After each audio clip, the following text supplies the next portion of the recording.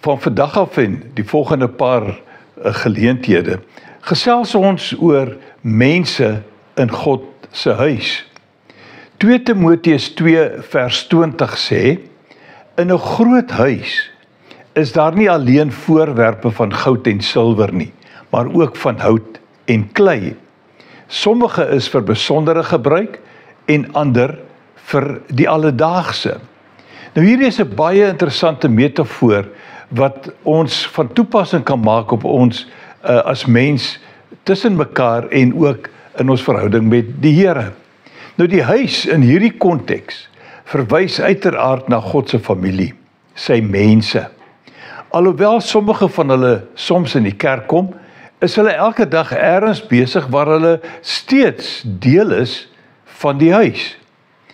Besondere teenoor alledaagse dui daarop dat sommige gelowiges hard werk, getrou, gehoorsaam, gewillig ensovoorts is. Daar is ook natuurlik diegene wat onbetrokke, onaktief, saamlopers ensovoorts is. Almal is wel deel van die huisgesin. Sommige se bydrae is net meer waardevol. Daar word verwys na die 20% persone wat vir 80% van die gesin se aspekte verantwoordelik is.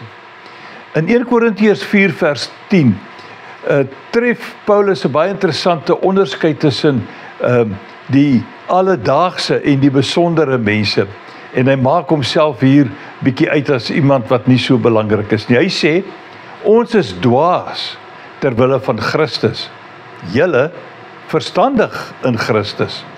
Ons is swak, julle is sterk, julle geniet aansien, ons word verag. Nou ons gaan in die volgende paar geleenthede kyk na voorbeelde van hierdie lede van die huisgesin en by hulle leer.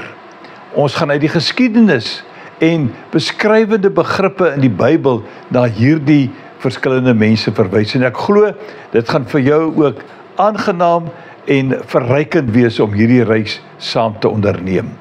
Kom ons loop mooi.